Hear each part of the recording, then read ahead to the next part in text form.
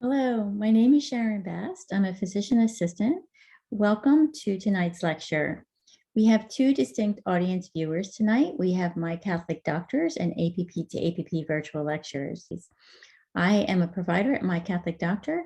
I specialize in NaPro technology and infertility. Additionally, I do see women in person in a small private OBGYN practice outside of Philadelphia. So tonight's lecture is Polycystic Ovary Syndrome and NaPro Technology. The aim of the lecture will be to compare mainstream medicine literature and the international guidelines for the diagnosis and treatment of PCOS to NaPro Technology Protocols. And I am hoping to convince you by the end of the lecture that NaPro protocols are superior. So what is NaPro Technology? NaPro stands for Natural Procreative Technology. It's the medical and surgical practice and where a provider undergoes a very unique training, and we learn to interpret the biomarkers of a woman's menstrual cycle. NaPro technology was created by Dr. Thomas Hilgers, who was at the time a faculty at Creighton University. He initially created the Creighton Model System, which is a standardized system of charting a woman's menstrual cycle. After receiving thousands of charts, and after a decade, patterns started to emerge that he noticed. So taking those into consideration, NaPro technology was born. So it's important to know that we treat many different common gynecological conditions in NaPro. This is a website I created that is for education for patients as well as for NaPro providers. You can click directly into any of the links to read about the conditions and see how we treat them with NaPro. So objectives for tonight, we're going to look at some general information. We're going to look at diagnosis, and again, I'll compare mainstream med with NaPro. We'll look at medical management, surgical management, and I'll summarize the differences between them at this point. There will be some additional slides that I won't cover in detail, but you will have them for reading and for learning. We'll look at some red flag labs, and I'll also talk about many clinical pearls. So some general information. The history of PCOS is really interesting. Two OBGYNs who lived in Chicago in the 1930s, Dr. Stein and Leventhal, noticed that a number of their women had a constellation of similar symptoms: amenorrhea, oligoamenorrhea, high blood pressure, hirsutism, infertility, and obesity. And what they did is took 7 women and they did a bilateral wedge resection. So this is an ovary with a pie-shaped wedge being excised.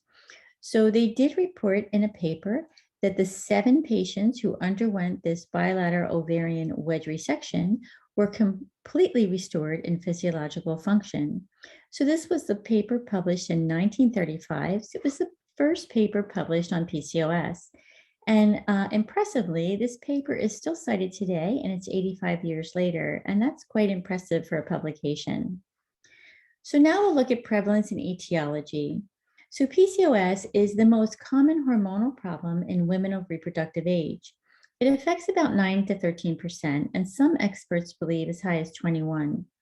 We know that there's an increased prevalence as much as 20 to 40% in patients who have a first-degree relative, so a mom or a sister that's affected.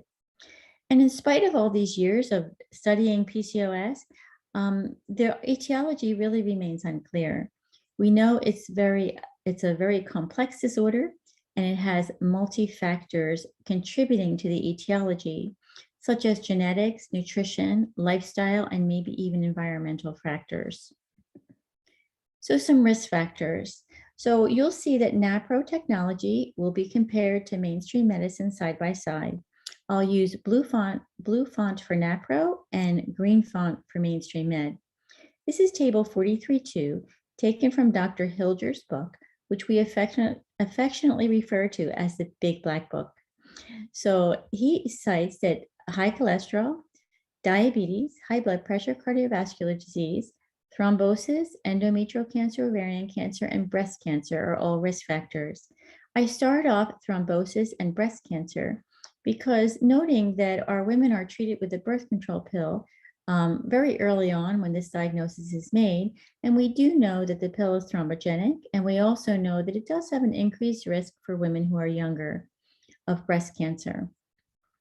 Mainstream med, I took this wonderful slide from Up to Date, and I like to think of this slide as helpful when taking our medical history. So obviously we know to ask about oligo and ovulatory cycles.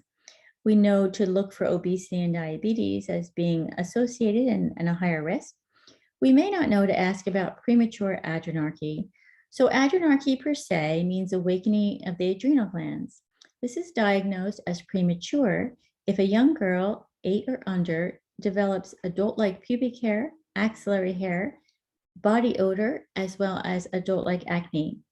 This is due to a precipitous rise in a chemical or a hormone coming out of the adrenal glands called DHEAS. So we wouldn't know, most patients wouldn't give us this information, so we should know to ask about it. There is a higher association of premature adrenarche with patients with PCOS. We talked about the first degree relatives. Ethnicity, Mexican American and Australian Aborigines are more likely to have this diagnosis. And interestingly, use of or past use of a drug called valproate, also known as Depakote or Depakine, has a higher association of women with this disease. We use this medicine quite often in neurology to control seizures, and we also use it in psychiatry for mood disorders. So diagnostic criteria. Before we move forward, I'm going to introduce you to a document called the International Evidence-Based Guidelines for the Assessment and Management of Polycystic Ovary Syndrome. These are the guidelines published in 2018, where over 35,000 expert professionals from around the world got together to review over 250 articles and give their expert opinion. It will be cited more heavily than most, although I have cited about almost 50 publications for this lecture that are on the end slides. This was headed by Professor Helena Teed, who's a PhD researcher from Monash University. So when you see Teed referenced or 3 as my citation, you'll know we're referencing the guidelines. So here's our first side-by-side diagnostic criteria for PCOS. According to Dr. Hilgers, this patient should have oligo and ovulatory cycles, clinical evidence of hyperandrogenism, and biochemical evidence of hyperandrogenism, as well as polycystic ovaries diagnosed either by ultrasound or laparoscopy. Now, mainstream med has the same 3 criteria. However, mainstream med prefers something called the Rotterdam criteria, where we really only need 2 of 3 of these to make a diagnosis. Mainstream med is also a little more specific compared to Dr. Hilgers. So for instance, in order to meet the criterion for oligo or anovulation, Dr. Hilgers requires menstrual cycles greater than 35 days or less than 8 cycles per year. Whereas in whereas in mainstream med, if the patient has only been menstruating for 1 to 3 years, they may have cycles less than 21 days or greater than 45. If they've been menstruating greater than 3 years, cycles less than 21 or greater than 35, or less than 8 a year. And if they've been menstruating greater than 1 year, they can have cycles 90 days apart. And in reality, even though the table in the book doesn't say this, when we see this, we also will make a diagnosis of oligo or anovulation in NaPro. So clinical and biochemical signs of hyperandrogenism are exactly the same. Clinically, we're going to look for hirsutism, acne, and alopecia. Interestingly, 60 to 90% of the patients with PCOS will have this. And polycystic ovaries may be a little more detailed and may require us a little bit higher threshold to meet this criterion for mainstream med. They require that a single ovary has greater than 20 follicles within it, or the ovaries are greater than 10 centimeters in volume. So in summary, mainstream med and NaPro are very similar with regard to their diagnostic evaluation or the criteria we need to meet to make this diagnosis. Here's a clinical pearl. How do we measure ovarian volume? So the radiology report on the ultrasound will give us 3 dimensions of the ovary. We're going to take those 3 dimensions and we're going to multiply them together to get a sum. And then we're going to multiply that sum by 0.52. So patient A has a left ovary of 5.8 mils and a right ovary of 6.84 mils. And you wonder, why do we multiply this sum and almost cut it in half? We do that because the ovary is an ellipsoid shape, and multiplying these three dimensions is going to give us cubic centimeters squared. So if we put this ovary into a cube, we see we have a lot of additional space outside that we have to account for. So for that reason, we're going to multiply the sum by 0.52. So as you can see, a comparison in patient B, we have a left ovary of 12.15 mils, a right ovary of 10.58. So she meets the criteria for polycystic ovaries. So it's important to mention that we do have 4 phenotypes, A, B, C, and D. A is easy to remember because it includes the patient meets all 3 of the criteria: oligoan ovulation, hyperandrogenism, and polycystic ovaries. Whereas I think D is easy to remember because this patient has no hyperandrogenism, and that's going to be relatively unusual. Remember, we mentioned 60 to 90% of individuals will have hyperandrogenism. So B and C, the patients have 2, and a third criterion is not there. So what's clinical hyperandrogenism? So I think it would be easy for most of us to diagnose this young lady with hirsutism if she came in our office.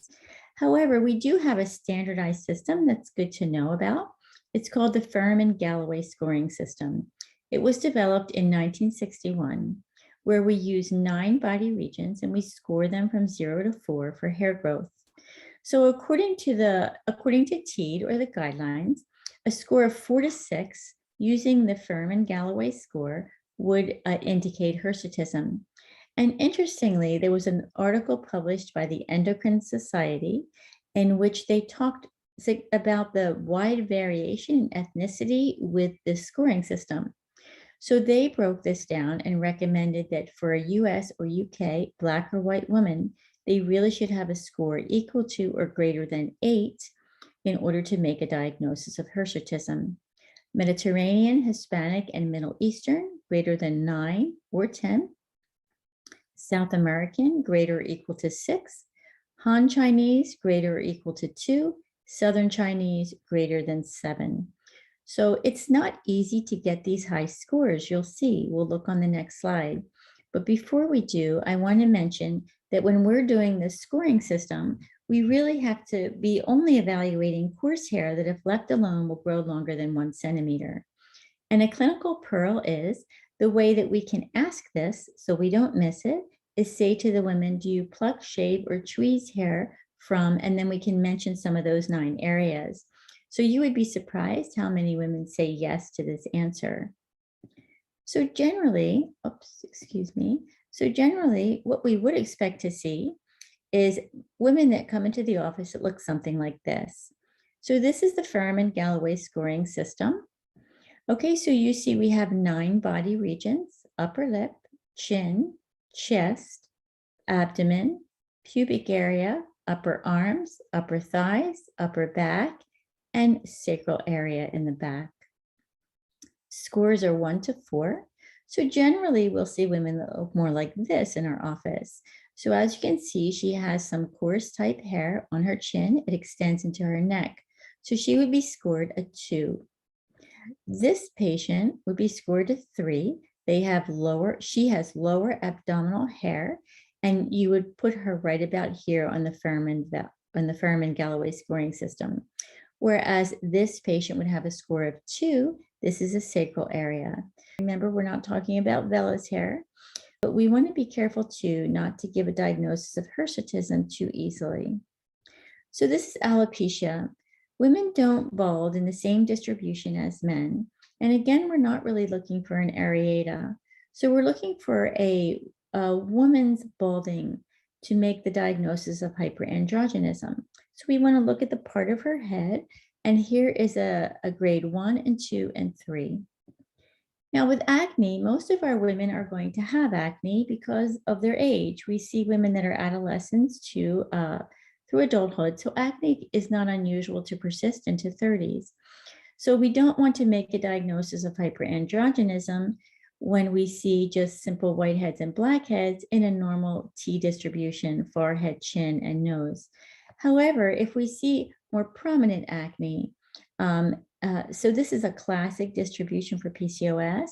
If we should ask about acne on chest and back, because that's going to be more than just a simple hormonal acne. And then, of course, we want to look for pustules and nodules, which are pustules greater than 1 centimeter in diameter. So we can also grade our acne with grade 1, 2, or 3. Acanthosis nigricans is another skin condition that we should be looking for when we do our exam. It's not associated with hyperandrogenism, but it is associated with PCOS because it is associated with chronically high insulin.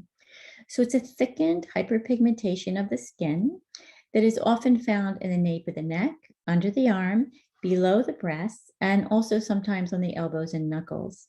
A clinical pearl here is if you diagnose acanthosis nigricans in one of your patients, you should really refer to derm because this is associated oftentimes with occult malignancies, particularly GI cancers. So what's biochemical hyperandrogenism? So here's where we're going to take a little bit more of our deep dive.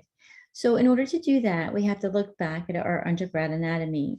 So we know that we have adrenal glands that sit on the kidney. They're divided into 2 layers, a cortex and an inner medulla. So the cortex itself is divided into 3 layers, an outer zona glomerulosa, a middle zona fasciculata, and a deep zona reticularis. The glomerulosa synthesizes and secretes mineralocorticoids. The primary one is aldosterone, and we recognize aldosterone as being related to our blood pressure. Zona fasciculata produces glucocorticoids, with the most common one being cortisol, and the zona reticularis is the one responsible for producing the androgens that we're going to be looking at. So the zona reticularis produces DHEA, DHEAS, the same thing with the sulfide bond, androstenedione, testosterone, and dihydrotestosterone. So we only go check in the blood for the 3 that are in red. And the reason is because DHEA without the sulfide bond is very transient, only lasts between 15 and 38 minutes in the blood. Whereas the half-life of DHEAS is 7 to 22 hours. So we're going to get much higher numbers of this compared to this. Dihydrotestosterone is an intracellular androgen, so we're not checking for that in the blood. So biochemical hyperandrogenism by definition is high androgens in the blood. It's important to know which ones are coming from where and in what percentages. So DHEAS is produced primarily by the adrenal glands and only 5% by the ovaries. Androstenedione is 60% ovaries, 35 adrenals, and 5 from peripheral tissue conversion. Now, testosterone is secreted primarily by the ovaries at 60% and only 5% by the adrenals. So interestingly, when we see high testosterone and normal DHEAS in our polycystic ovary patient, we can assume that her disease is being driven by her ovaries. And when we see high DHEAS, whereas testosterone is maybe normal, we can know that her PCOS is being driven by the adrenals. If we're driven by the ovaries, we would expect the ovaries to be large, whereas if driven by the adrenals, they may not. So we look at perhaps treating with bilateral ovarian wedge resections. So someone with a polycystic ovary syndrome driven by the adrenals wouldn't be of any assistance or help to her. So moving forward, testosterone is 99% bound to a transport plasma protein called sex hormone binding globulin. So just like all transport proteins, this one is going to be produced in the liver. So if we have liver problems, we may have a lower production of sex hormone binding globulin. If you have a lower production of a transport protein, when 99% is typically bound, you're going to have more free testosterone. And this is the testosterone that is actually active. So I usually do pull baseline liver and kidney functions. I do a CMP just to take a look at that. Additionally, if we have high sex hormone binding globulin, which actually can happen with the use of the birth control pill, we should have a more fictitiously low free testosterone. So we should keep that in mind so we don't miss a diagnosis. So a clinical pearl is, for this reason, to be able to put all the puzzle pieces together, I do suggest ordering both a total testosterone, free testosterone, and sex hormone binding globulin and putting those pieces together. So some clinical pearls. As mentioned, testosterone levels are not reliable in women on the pill, and that's because of the increase in the sex hormone binding globulin. Also, DHEAS is very varied by age. So this is a table that I took from the LabCorp website. Looking at the high end, so the ages go from 12 to 75. So just looking at the upper limit of DHEAS, we see that we're 328 as a teenager. We're going to go up until we're about 30 years old, and then we're going to start to decline in this neurohormone. So we can't possibly memorize all of these numbers, and there is a theoretical thought, or there is an idea that perhaps these are charted a little bit too high. Mainstream medicine has a lot of interesting findings with the literature with regard to DHEAS and PCOS, and we'll talk about that in a few slides. So androstenedione, interestingly, is the immediate precursor of testosterone. And remember, it's about 60% in the ovaries, 35% in the adrenals. But a way we can connect some puzzle pieces is oftentimes our PCOS patients will have high luteinizing hormone. We generally see luteinizing hormone is higher than FSH, which is what we call a reversed ratio. So when luteinizing hormone is high, we know that it triggers an increased androstenedione. And since that's a precursor, we'll have an increased testosterone. So increased LH equals increased androstenedione equals increased testosterone. And we're going to be favoring a little bit more of the ovarian-driven polycystic ovary when we see this. So now looks a little bit closer at some steroidogenesis. Okay, so what we're looking at is we're looking at the adrenal cortex, and we're looking at some of the biosynthesis. So this area right here is representing the zona glomerulosa, with aldosterone being the final mineralocorticoid. This area here is representing the zona fasciculata, with cortisol being the final glucocorticosteroid. And this area right here is representing the zona reticularis, and the androgens are put in red boxes for you. So please note that these pink boxes are enzymes. So in order for cholesterol to become pregnenolone, we have to have this enzyme to catalyze the reaction. And this enzyme to catalyze pregnenolone to progesterone. I start off the enzyme 21-hydroxylase because we may recognize that as a 21-hydroxylase deficiency being a marker for what we call congenital adrenal hyperplasia. So if the adrenal glands are very large or hyperplastic, we might expect that more androgens will be synthesized from them. So what's going to happen if this enzyme is deficient? So we have two types of congenital adrenal hyperplasia. One is called the classic, which is typically diagnosed in the neonatal period and can be very fatal. The other one that we'll see in our office is called a non-classic. It's diagnosed a little bit later in adolescence or adulthood. And in the non-classic type, we have a deficiency, and it isn't quite as severe as the classic. But if this enzyme is knocked out, let's look what happens to these reactions. We start with cholesterol. We can easily make pregnenolone and then progesterone, but then we can't move forward. So this patient will have a low aldosterone, probably a low blood pressure, and low aldosterone will go with high potassium. So one of the reasons to be pulling that CMP, and again, we can put puzzle pieces together. So what happens if the reaction can't move forward? It's forced in this direction. And so what ends up building up but 17-OHP? So this is one of the labs that we're going to draw to tell us that the patient may have non-classic congenital adrenal hyperplasia. So when this is high, we do have to have a confirmatory test, which is a adrenal corticotropic hormone stimulation test. So now let's take a look at what happens when these reactions are then pushed in this direction, which will happen if all of the reactions below here are inhibited. So we'll have more reactions going in this direction, and we end up with a higher amount of androgens being formed in the blood. And the pearl is 40% of patients with non-classic adrenal hyperplasia actually have polycystic ovaries on ultrasound. So some red flag labs. So this is a table for total testosterone in women, again, taken from the LabCorp site. So we can see that testosterone will change by age, but the upper limit remains relatively similar. So this is an easy one to memorize, that we could memorize these parameters at 10 to 70. So if we have these memorized, a 150 testosterone level should really give us some concern about more like an ovarian tumor or an adrenal tumor.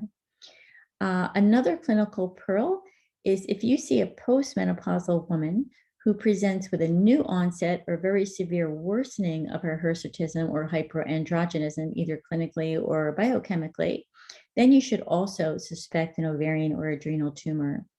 So as mentioned, these numbers are much higher, but after menopause, we can see how they do go much lower. Again, so if we see these red flag labs, we should be ordering a CT of the abdomen and pelvis with contrast to look for those tumors. So we also have to rule out PCOS mimics.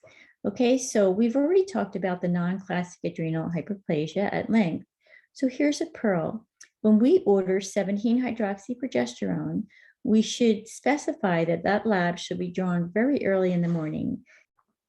It's also important to know that 17-OHP will decrease as the day progresses. So now let's take a look at thyroid dysfunction. So a clinical pearl is NaPro, and also fertility specialists in mainstream medicine do recommend that we optimize TSH or optimize thyroid function in our patients who are struggling with fertility. So in NaPro, we usually pull a much more extensive panel for thyroid function: TSH, free T4, total T3. The reverse T3 is in red because I'm going to discuss that. We do automatically pull the antibodies, anti-TPO and anti-thyroglobulin. So why is my reverse T3 in red? What I've noticed is it's multiple patients come back and their thyroid hormones are just perfect. They're actually optimized for fertility. And the only thing that's off is the reverse T3 is a little bit high. And then when we calculate a ratio, which we look for, a total T3 to reverse T3 ratio, when we calculate that, we see that the ratio is low. So some NaPro providers say as long as that ratio is 6 or greater, they're comfortable. Other NaPro providers want that ratio to be 10, which I think is pretty hard to get to. So I have a hard time telling a woman when only her reverse T3 is abnormal and her T3 to reverse T3 ratio that she has a dysfunction of her thyroid, because I don't really believe there is really a dysfunction. Interestingly, the half-life of reverse T3 is very quick. It's 3 hours long. So, and we know that this reverse T3 is increased secondary to an increase in cortisol. So as you know, as the day goes on, we secrete cortisol at different times depending on our stress levels. So I can see how this level, if we checked a woman at one time in the day, she was very relaxed, she might have a much lower reverse T3. If we checked her later in the day after a very stressful event, might be much higher. So again, that's one of the reasons why mainstream med doesn't pull that lab. And so I've decided not to draw the reverse T3 anymore for my NaPro patients. Now, clinical pearl is you may want to check for iodine levels. So I have never in 20 years of being a PA seen an iodine deficient goiter or iodine deficient induced hypothyroidism in the US. I have seen it in third world countries on mission trips. So interestingly, now that our salt that most of us are using is sea salt, it's completely not iodized. And for that reason, we're now starting to see low iodine. So let's look at prolactin. So a clinical pearl is, we do order prolactin because high prolactin can interfere with periods and fertility. So the pearl is, the patient should be fasting. We should tell them no sexual intercourse, nipple stimulation, or exercise for 48 hours prior to the draw. This is because all of these things can increase prolactin fictitiously. So a pearl is, what are some of the differential diagnoses? The first thing I think of with a high prolactin is I go and look at some medications. So atypical antipsychotics are going to decrease dopamine. Dopamine in the hypothalamus will naturally inhibit the release of prolactin-releasing hormone. So if we have low dopamine, we're going to take away that normal, healthy inhibition of prolactin, and we're going to have high prolactin. So look for these atypical antipsychotics. They're very common. They used to be used more for psychotic syndromes. They're used very much for even a more significant anxiety now these days. Also some antiemetics, anti-high blood pressure pills, opioids, and I put medical marijuana here because I recently did have a patient who had a prolactin that was about 78. And she repeated that, and then it was still high in maybe upper 20s. She asked me if we could repeat it one more time. It was totally normal. And then she disclosed that she had totally stopped her medical marijuana. And I do believe that that was probably what was increasing her prolactin. Medical marijuana is being prescribed like water. We don't have a lot of research behind it. We really don't know a lot of the side effects. So I generally recommend to my patients that you don't take it because we really don't know what it's doing, especially in the central nervous system. So the full laboratory workup side by side for mainstream med, they order a free testosterone level. And if that's abnormal, then they'll go ahead and draw the total androstenedione and DHEAS. They will draw the FSH, LH, and estradiol, 17-OHP, prolactin. They'll do a TSH, and if the TSH is abnormal, it will reflex to free T4. So in their defense, why do they do so much less labs than us? The reason is because the research is showing that there's a lack of clarity as to which androgens to measure for PCOS, what assays to use, and what are actually the normal ranges.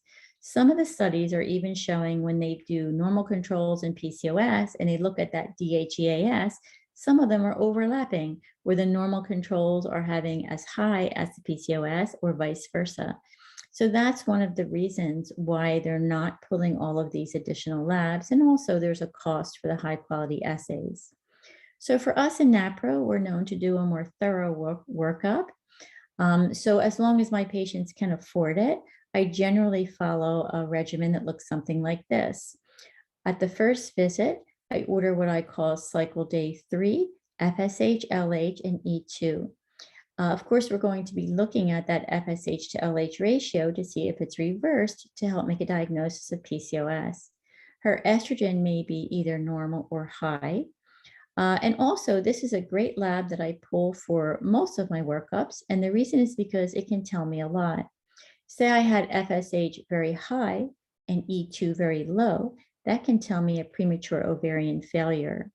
Say I had FSH very low, LH very low, E2 very low, that can tell me a functional hypothalamic amenorrhea.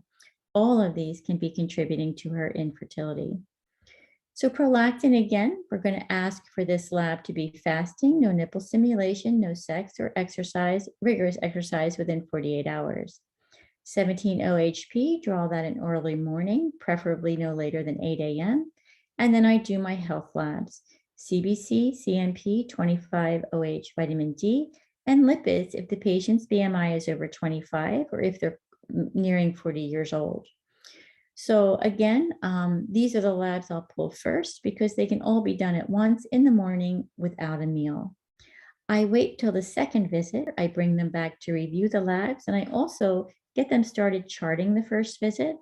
And additionally, it's better to do in person. I give them a lot of education. Then I order the second set of labs. which is the thyroid panel. Again, I'll do the TSH, free T4, and perhaps a total T3. I will be omitting the reverse T3. I do the antibodies, again, if their insurance is good and there isn't a problem with payment. Obviously, I may just order TSH with a reflex. I asked for these to be non-fasting because there is some literature to show that when the patient has fasted, these labs are fictitiously high.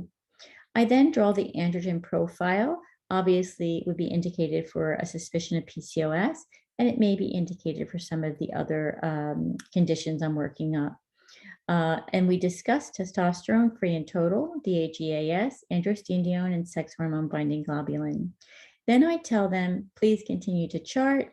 We're going to be then moving to the next level. So they come back to me in another month. Hopefully they have 2 months of charting by then. And then I will pull what we call the progesterone and estrogen panel for post-peak. And I will also look at what we call peri-ovulatory, so estrogen around ovulation. And we do those panels like this. The patient has learned to recognize a peak day, which is going to be a day that's very close to her ovulation. And she's going to do that on the Crichton model charting. We will draw the progesterone and estrogen on P plus 3, so the third day after the peak, P plus 3, 5, 7, 9, and 11. Estrogen as well as progesterone, and then we can plot them against norms. For peri-ovulatory, I'll ask her to estimate her next peak day and go to the lab on P minus 6, so 6 days before that, and then every other day until peak. And then once she hits her peak, we're going to do one more lab draw on P plus 2. And then we'll plot them to norms for peri-ovulatory estrogen. P plus 7, so an estrogen and a progesterone on 7th day after peak is often drawn to evaluate our management and ongoing care. So now there are some additional screening labs that are recommended by both NaPro and Mainstream Med. If we suspect polycystic ovary syndrome, the patient is overweight, we might want to draw that lipid profile. And also we want to check for hyperinsulin. So a hyperinsulinemia is very common in patients with PCOS. So it's a pre-diabetic stage. So generally hemoglobin A1C is going to miss this. So mainstream medicine recommends a 2-hour oral glucose tolerance test where the woman comes in fasting, glucose is taken, she's given 75 grams of glucose to drink, and then she waits around for 2 hours and comes back and has the lab drawn again. So because this is labor intensive, Mainstream Med allows for an alternative of a fasting glucose plus a hemoglobin A1C to be evaluated. Now in NaPro, the recommendations are to do the 2-hour glucose tolerance test. And in addition to insulin fasting, along with that first glucose draw that's fasting, and then an insulin drawn again 2 hours later after the glucose load. So if we understand hyperinsulinemia, this is an amazing test that should be quite specific with regard to our diagnosis. So there is another a test that is used as a screening test for hyperinsulinemia. It's called the HOMA-IR, where a fasting glucose and insulin is multiplied and divided by 22.5. This is called the homeostasis model assessment of insulin resistance. It's been very well studied. There's over 500 trials documented. It has been well accepted as a screening test, but most experts agree you shouldn't be making a diagnosis of insulin resistant using the HOMA-IR. And the reason is because the sensitivity and specificity that have shown on this lab have widely varied, and cutoff recommendations widely vary, especially among different ethnic groups. So for instance, there was such a variation in the sensitivity and specificity that I didn't put anything on the slide, but one that I remember was the test was 96% sensitive and showing up about 76% specific. So if you understand those terms, that means that 96% of the time you're going to get, yes, this person has it, but only 76% of the time is that they truly have it. So if you look at those numbers, there's about 25, 26% of the time you're going to get a false positive result using the HOMA IR. So it really is great to be used as a screening. And then if they come up as a positive screen, go ahead and do the 2-hour oral glucose tolerance test. So AMH is a hormone that is released exclusively by the granulosa cells in the follicle. So the follicle is a fluid-filled sac within which the ovary, or within which the egg, the follicle is within the ovary, and an egg is going to mature within the follicle during the phase that the woman is prior to ovulation. So there's 2 types of cells that make up that follicle, thecal cells and granulosa cells. So the granulosa cells are secreting anti-Mullin hormone. It's a great marker for infertility and primary ovarian failure. We would expect that when the follicles are not responding, this would be very low. And we would expect that someone with a lot of follicles, like PCOS, would have a high AMH. So it's a very logical expectation. However, there has been a lot of studies to try to use this to diagnose a PCOS, but they've been, again, inconclusive with what should be the exact level of AMH that we would be looking for to make that diagnosis. So we have to talk a little bit about biotin interference. So in 2020, the American Academy of Clinical Chemistry released a document called the Clinical Document of Biotin Interference with Laboratory Tests. So its name tells you exactly what it was presenting. I have prescribed biotin at 5 milligrams for many patients over the years, especially for telogen flutum, so their hair loss. It supposedly improves skin and nails. And I had no idea that biotin interferes with all of these labs. And these are labs that obviously were pulling a lot for NaPro. So it interferes with prolactin, THS, and other thyroid function tests, parathyroid hormone, which we may pull for some of our osteoporosis patients, especially if they have a very low vitamin D before we start treating them, adrenocorticotropic hormone, and testosterone. So we should be very vigilant in asking our patients, are you taking this? Because it's a vitamin, so they may not feel it's important to disclose. And also, if they are taking biotin, we should ask them to stop at 48 hours prior to their lab testing. Let's take a look at ultrasound imaging next. We only have a few slides on this. So NaPro looks at some external morphological signs. They notice that the ovary are more spherical than ovoid, so they're more round than ellipsoid shape. Also, the number, they look at echoless regions, that's referring to the follicles that we see that are generally distributed in the peripheral region of the ovary. This is one ovary ultrasound. These are all follicles remaining in that ovary. Interestingly, he mentioned an increased echogenicity in the ovarian stroma. So the stroma is going to be the connective tissue between the parenchyma. So we can see high intensity here, bright white, which is what Dr. Hilders was referring to.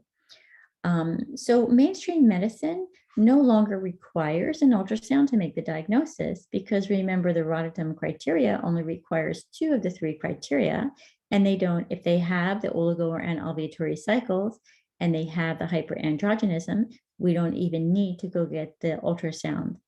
So they also say that no ultrasound imaging should be done for anyone who is less than 8 years post their first period. So for women who have not been menstruating for at least 8 or 9 years, they say don't even do the ultrasound. And again, they do specify that a single ovary should have greater than 20 follicles and a volume should be greater than 10 mils in order to meet this criterion. So this is polycystic ovaries taken from Thomas Hilger's books.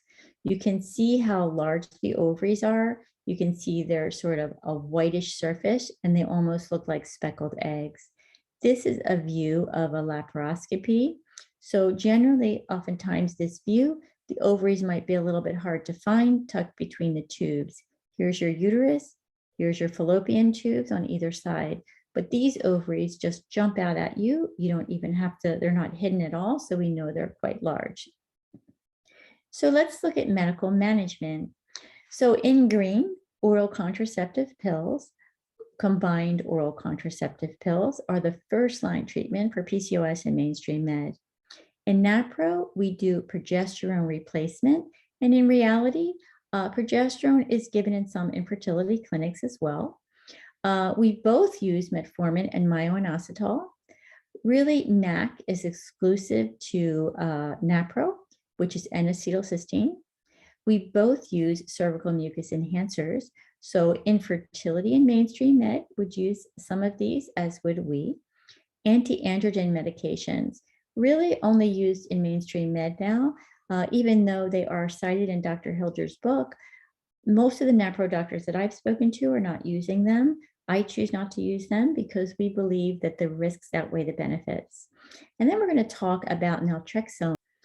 So according to the guidelines, combined oral contraceptive pills are first-line treatment. They cite that they regulate the menstrual period, but we know that they really suppress it and induce what we call a withdrawal bleed. They certainly would decrease the risk of endometrial hyperplasia and endometrial cancer, because if you're going to suppress normal ovulation, you're not going to build up the lining of the uterus.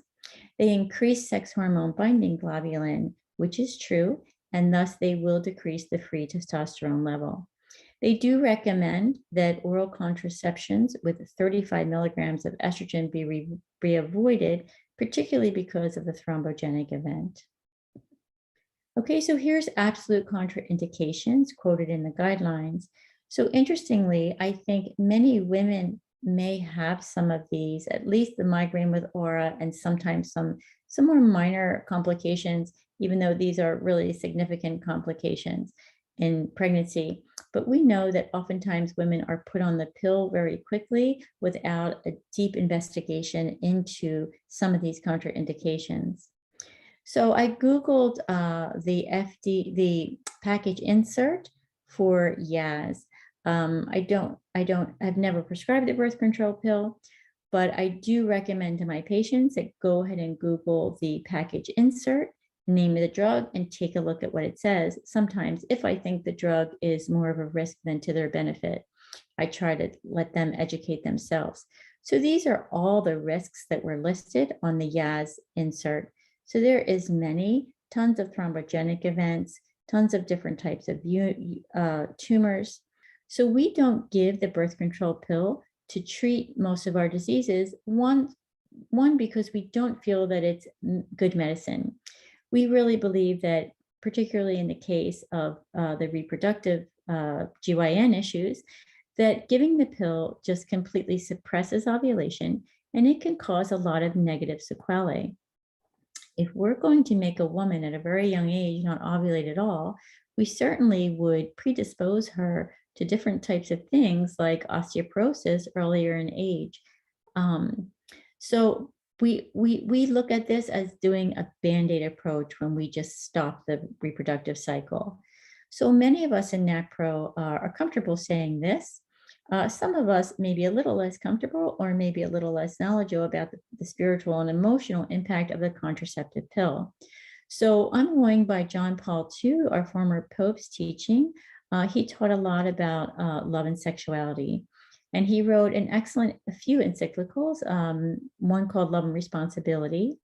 And the second, he gave a lot of talks that ended up being compiled into a big, thick book called Theology of the Body. So what he explained and what he taught the church teaches is that when a woman uses contraception, she actually diminishes the act of sexual intercourse to become purely a physical act, when in reality, this act was made by God to be much deeper and to have emotional and spiritual components. We do believe in the Catholic Church that the act of intercourse is actually a symbolic gesture or an outward physical sign of the expression of true authentic love between a man and a woman. And when it is diminished, the woman feels that on a very deep level. Authentic love is very selfless and sacrificial. I recommend all my patients read this book. It's John Paul II's Love and Responsibility encyclical, made very, very simple by Edward Sri. The book explains it much better than I can explain it, but sometimes in the office, if I have a woman that she's living with her boyfriend, the relationship is toxic, I'll say to her, listen, you're giving him everything. You're giving him the most precious part of yourself. And generally that is meant to be reserved for the one man who would really die for you. And I say, do you think he would die for you? Because that act is actually a symbol of saying, I commit to you for the rest of my life. I will sacrifice for you and I will die for you. I have had women come back, leave the relationships, and tell me that no, he would not die for me. So the book explains it much better than me. So I cannot advocate this enough. I have a few copies I take to the office and I give them out when it seems to be right to the patients. So let's talk a little bit about progesterone replacement. So first thing we need to know is mainstream medicine and NaPro both agree that we should not be using an LH monitor in patients with PCOS. An LH monitor is a clear blue is the most common. So it looks like this. The woman will remove the cap and she'll urinate on the stick, and it's going to sense the level of luteinizing hormone and estrogen in her urine. And it is supposed to be indicative of ovulation. So we know that it's inaccurate with ovulation with women with PCOS for a number of reasons. First of all, the Clear Blue website itself will tell you it is. So I have this link on my website. I'm going to pop into it now. This is from the Clear Blue website, but it's very hard to find. It's a PDF that I found, and I tell my patients to scroll way to the bottom of the PDF and look at where it says further information. And I'll make this big for you. And it basically says you'll receive misleading results if you have polycystic ovary syndrome. It also tells you that you will have misleading results if you're on any type of ovulation induction medicines. So they mention Clomid, I believe, in here, but we use Clomid and letrozole. So we know that those medications, in addition to some antibiotics that we use, particularly the family of tetracyclines, that they will all make this LH monitor result inaccurate. So I think that's a really important information to give to your patients. So the link again is on my Queen of Heart website. You can use that and pop right into it. Now, what does NaPro say about the LH monitor? They let you know that, of course, women with PCOS have higher levels of LH at baseline, so that would be one reason why it would be inaccurate. We also make diagnoses of something called luteinized unruptured follicles, or LUFs. So LUFs may have lower high levels of LH. The studies are actually mixed. However, we do know that luteinizing unruptured follicles will secrete progesterone, and that will mimic ovulation oftentimes. So we do give the patient a false sense of ovulation. LH monitors are inaccurate again with women on fertility drugs. We do give HCG injections, and so does fertility clinics. And again, we give the ovulation inductors, Clomid and letrozole, and also tetracycline antibiotics. Doxy is used for STDs, and Doxy and Mino are both used for acne, which we may have see our patients on with PCOS. And one last caveat is urinary LH is going to rise 24 hours after blood LH. And we know that we have a small window of fertility for the female. So if she's struggling with infertility, you might do a further injustice by having her miss the window if she's checking for ovulation and having timed sexual intercourse according to a Clear Blue monitor. So let's look at some Crichton model system biomarkers. This is a Crichton model system chart. You can see the period bleed, some dry days. Generally, we have a mucus buildup, which is when the egg is starting to develop, the follicle is developing around it, the follicle is secreting estrogen, and the estrogen is causing the cervical mucus. This woman here identified a peak day right here. So ovulation is believed to occur within 72 hours in 99% of women before or after the peak day. So these are her post-peak days, 1, 2, and 3. We know that these are days of fertility. And then she starts days of infertility.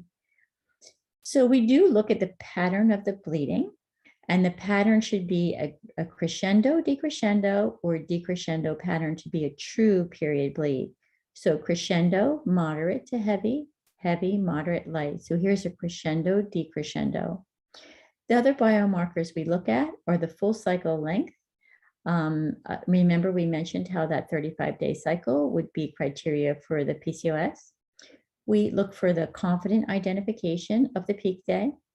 We count the length of the post-peak phase. which begins on first day after peak and ends to the last day before the period. So that post-peak phase being short often tells us low progesterone. We calculate something called a mucus cycle score when using her mucus buildup, and we look for the unusual bleeding patterns, which could be bleeding between periods. It could be bleeds that are not really periods. It could be tail end brown bleeding, which is brown bleeding at the end of the period. It could be premenstrual brown bleeding. So here's a PCOS chart. Okay, so this woman obviously has very long cycles. She is beyond 35. This is 38. So her cycle was 38 days in length. She had intermittent bleeding, so that's unusual bleeding. If I made this big for you, you would see that she has a very dry mucus. Her mucus cycle score is low. We can't even calculate a pre and post-peak phases because she can't identify a peak day because she's really not ovulating. So what we're seeing is we're seeing non-ovulatory cycles. These are not period bleeds. They don't follow the crescendo, decrescendo, or decrescendo pattern. Rather, she has lots of very light bleeding and brown blood. So this is telling us she probably has low progesterone. And so what we're seeing overall is anovulatory cycles. We're seeing breakthrough bleeding, which is really when her uterine lining is just continuously exposed to estrogen. It's going to build thicker and thicker. It doesn't have progesterone being released because she's not ovulating. And the progesterone is what causes her to have a period. So she has a low progesterone, she has high estrogen, she's anovulatory, she's having breakthrough bleeding, she has a PCOS. So we do recommend progesterone replacement. So what we do is we try to trigger a period by giving her progesterone injections or progesterone by mouth. And the next slide is going to explain that to you in detail. But I do want to mention that oftentimes they may ovulate, they may not ovulate, or in different cycles. So the endometrium, again, being exposed to chronic estrogen without the opposition of progesterone causes that endometrial hyperplasia, which is a risk for endometrial cancer. So it is really important that we give this woman some treatment. So NaPro protocols are to give 100 milligrams injections on day 18, 21, 24 of her cycle, and that's to hopefully induce a period. So I do know that some physicians give 1 to 200 milligram injections, and also some NaPro physicians prefer to give the progesterone by mouth, and we would do that daily for 10 days. So we'd start on day 18 and go to day 27, and hopefully that would bring on a menstrual cycle.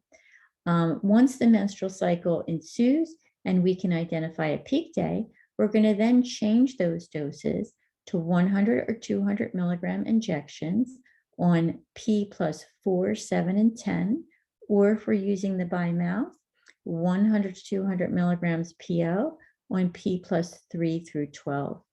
And we're going to continue this regimen and see if we can get her to ovulate. We can also give the progesterone per vagina on the same days, day 18 to 27, to induce the period, and thereafter 200 to 400 milligrams on P plus 3 to P plus 12. So let's look at a chart. This is a chart where we see the patient had a very long cycle. We can see she bled here, and the progesterone injections at 100 milligrams were given on this day, and then 72 hours apart and 72 hours apart.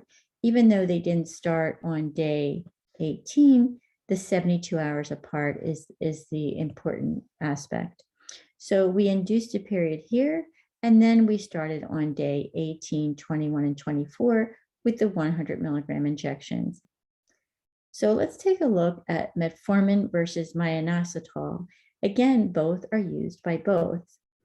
So according to the mainstream literature, actually, this is a dose that we give in NaPro. So this is a mainstream literature and NaPro slide. So the dose we give in NaPro is 2,000 milligrams of myoinositol and 50 milligrams of dechirioinositol. So they taken together, they're going to have the best effect according to the literature. We tell the patient to take this first thing in the morning and then take again with your nighttime meal. So the concern here is this is expensive.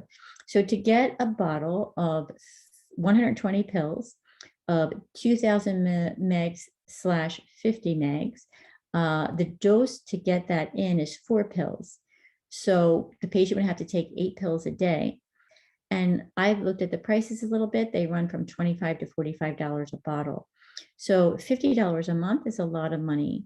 They do come where you can take 2 pills at a time, but those bottles are more expensive, about $60 a month.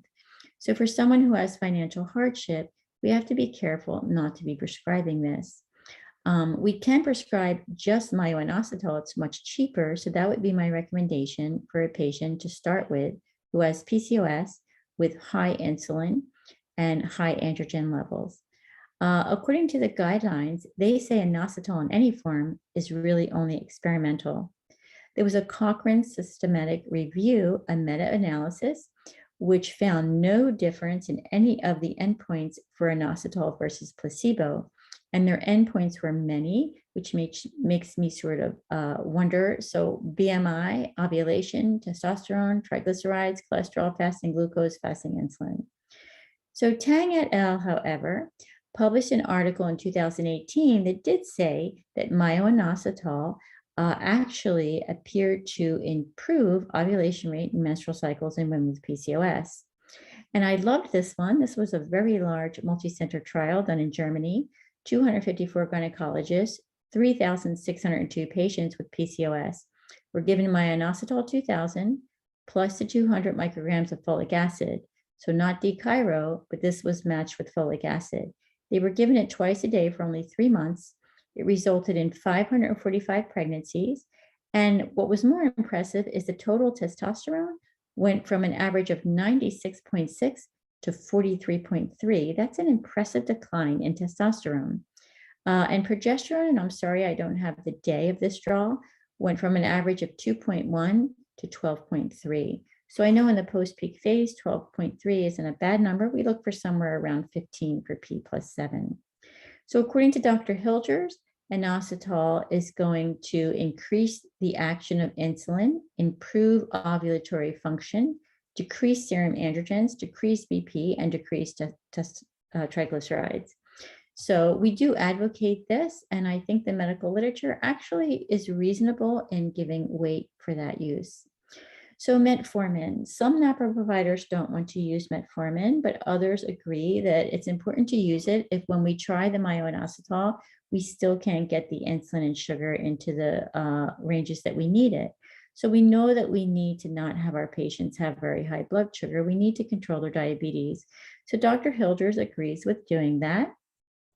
He says women should be properly treated and if drugs are needed.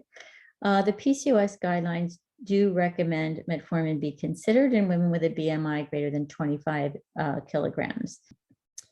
So let's look at a little bit about NAC, cervical mucus enhancers, and anti-androgen medications.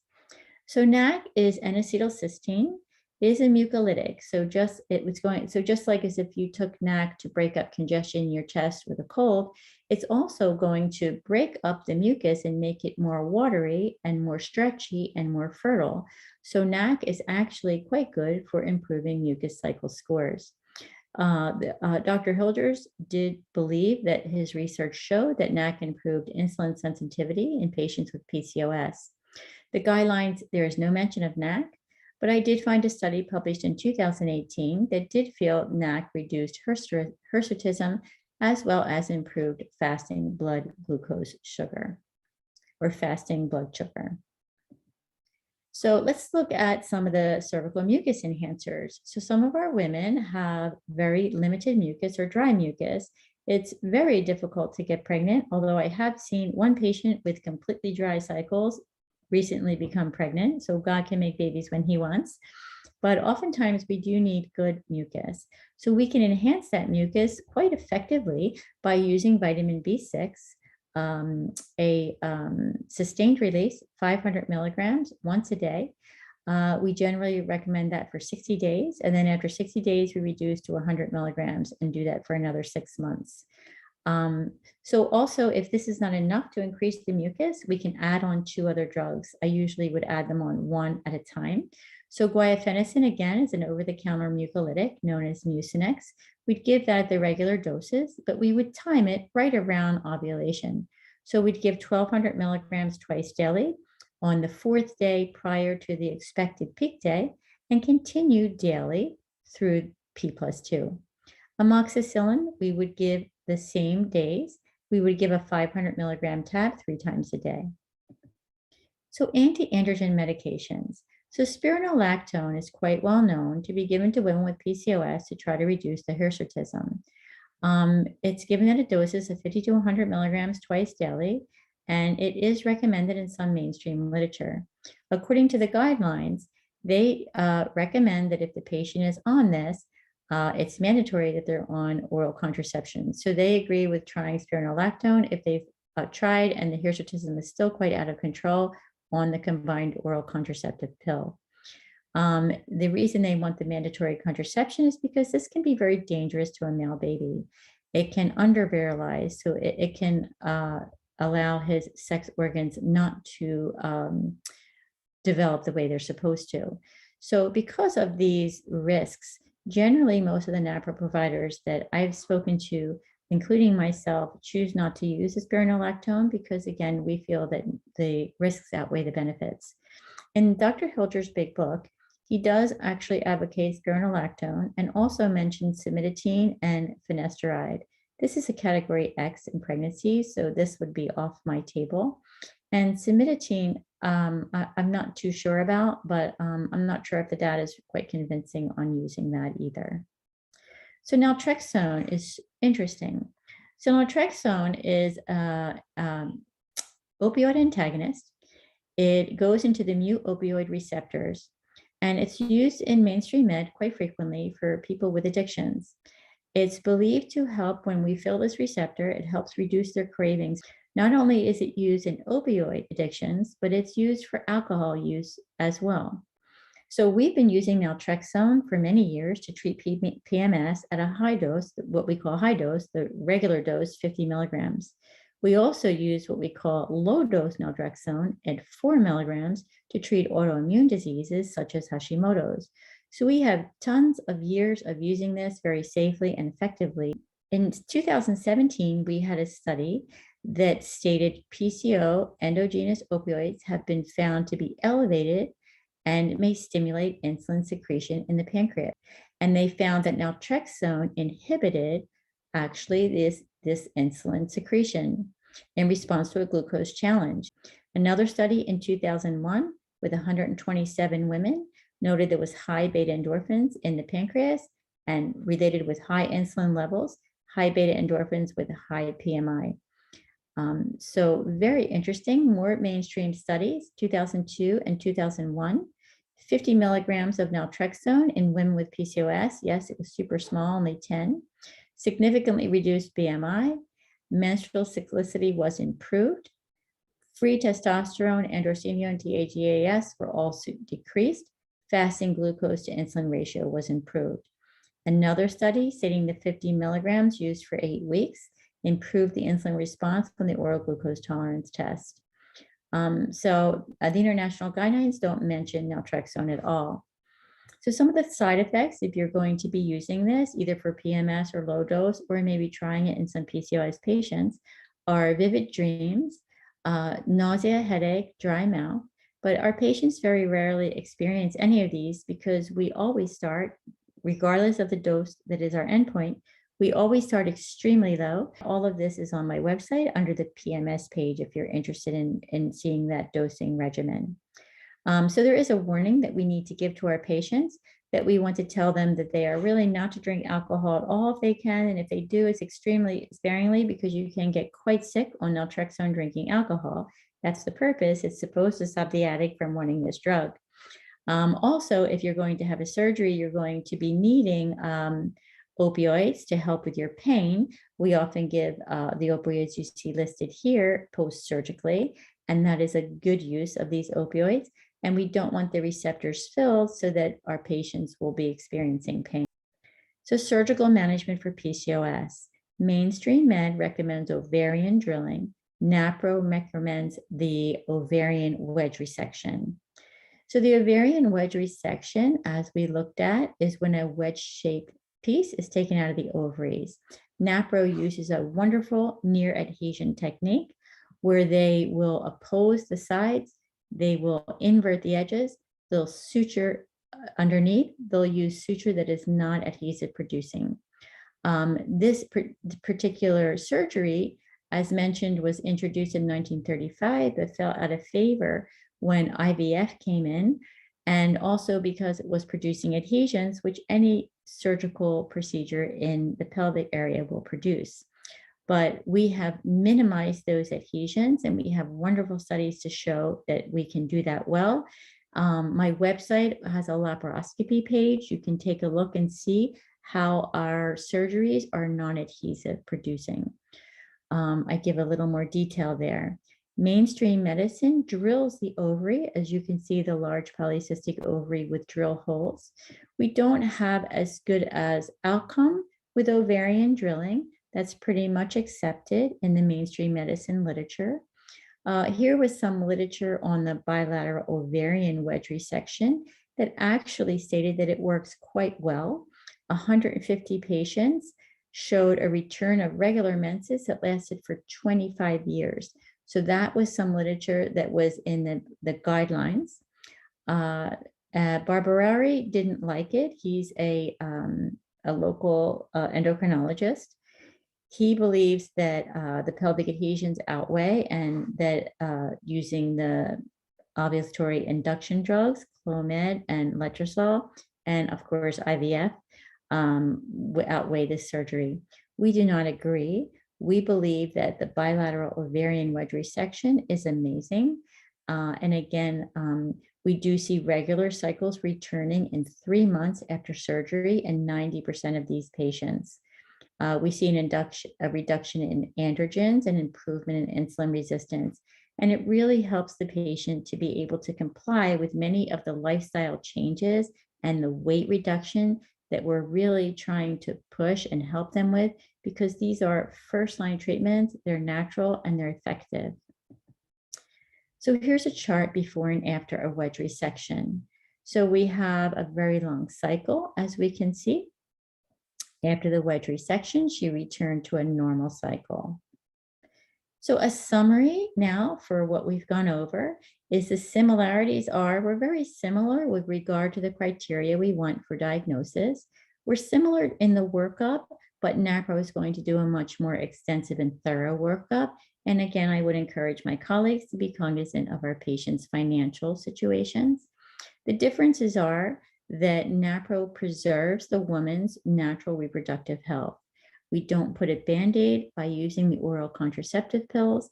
We strongly believe that we are giving a greater service to our patients to unmask the problem, take them off the pill, have them chart, look at the natural, look at what's happening with them naturally, and then replace hormones naturally. So progesterone would be replaced only in the post-peak phase. Sometimes we need to give estrogen, such as a case of hypothalamic amenorrhea. And we generally will simulate a normal and healthy cycle with bioidentical hormones. We do not use the synthetic hormones that are often used in the birth control pill that have a lot of the negative side effects. The bioidentical hormones that we use do not have those risks or side effects. We use charting, again, to pick up those biomarkers to help us to diagnose the underlying cause and guide our treatment. We often use inexpensive over-the-counter reproposed medications, and all of our NaPro physicians are actually here because they love God and they want to serve their patients selflessly. So I'm just going to briefly go over a few slides: associated medical conditions and additional screenings, and of course, lifestyle changes and weight management. These are the associated conditions we've talked about a lot. I want to highlight depression, anxiety, poor body image, and eating disorders. I have been profoundly moved by the psychological effects of the PCOS patients that I have seen so far. It is much more profound and difficult for them than I had realized. So the guidelines, lifestyle and weight management, everybody likes that. So go for that. I usually refer all my patients to a dietitian. Again, screen for the psychological issues. I really like cognitive behavioral therapy and screen for cardiovascular risks. Okay, we know they're associated, especially if we have patients 40 and above, and screen for apnea. Apnea has a lot of negative sequelae. Many of these patients are obese. It's very easy to refer them for a sleep study. So I'm going to end here.